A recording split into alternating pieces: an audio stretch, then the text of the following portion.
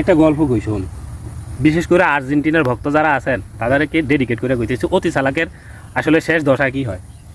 এক রাজার একটা মাইয়া ছিল, ভালো বয়সে গেছে, বিয়ে দিতে পারতেছে না। মাইয়া সত্য কি, যে হেরে না শোনা কথা শোনাইতে পারবো তারে সে বিয়া করব, না জানা কথা জানাইতে পারলে তারে সে বিয়া করব। এরকম চালাক চতুর তো রাজ্যের মধ্যে কেউ নাই। বা বহুত বড় বড় রাজার ছেলেরা আসছে, আইসা অনেক চেষ্টা করছে, না শোনা কথা শোনাইছে, যেই কথাই শোনায় হ্যাঁ সেই কথাই শুনছে। তাহলে তো শোনা কথা হইলে তো আর বিয়ে করতো না, না শোনা কথা শোনাইতে পারলে। এখন শেষমেশ এই রাজ্যের এক গরিব মা ছিল, তার ঘরের এক ছেলে ছিল কি প্রচুর চালাক। হ্যাঁ খুব শখ হ্যাঁ রাজকন্যা বিয়ে করবো।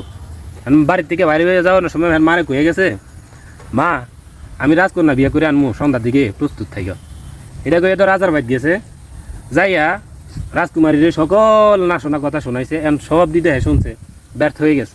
ব্যর্থ হইয়া মনটা খারাপ, চোখে পানি লইয়া বাড়ি যেতেছে। এমন টাইমে রাস্তাত আরেক চতুর চালাকের সাথে দেওয়া হয়েছে।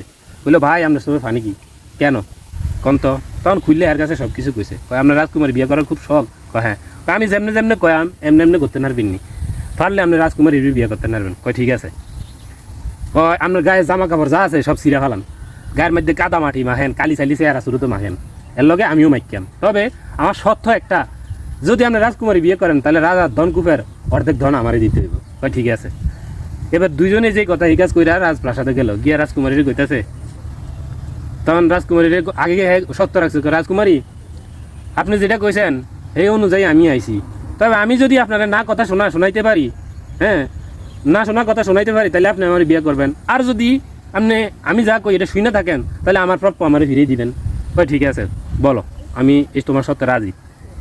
এখন হ্যাঁ কী করছে, রাজকুমারী আগে কোন এই যে আমার এই শরীরের এই অবস্থা বা এই পরিস্থিতি দেখছেন, দেখে যে আপনার কি মনে হইতেছে? কই মনে হইতেছে আপনি অনেক ক্লান্ত, অনেক দূর রাস্তায় এগিয়ে আইছেন, দৌড়ে গিয়েছেন, পুরো শরীরের কাগজ চিরা ফাড়া, অনেক দিনের অনাহার। কই হ্যাঁ আমি আপনার বাপেরে খুঁজতে খুঁজতে খুঁজতে খুঁজতে হয়রান।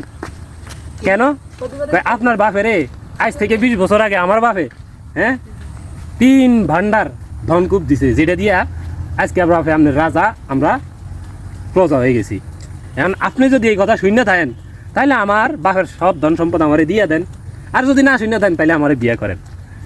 এখন রাজকুমারী তো চিন্তা করলো, আমি যদি কই এই কথা শুনছি তাহলে তো আমার বাপের সব ধন সম্পদ দিয়ে লাইতে হইব, আমি ফকির হয়ে যাবো।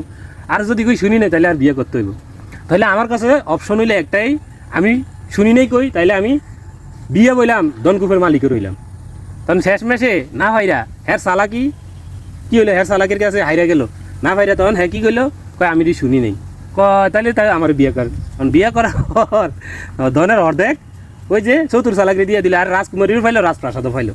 তো আর্জেন্টিনার অবস্থা এমন হয়ে গেছে, এর আগের ম্যাচে যাই করছে, যত চালাকি করছে করে তো আইছে, ফাইনালে ধরা খেয়ে গেছে।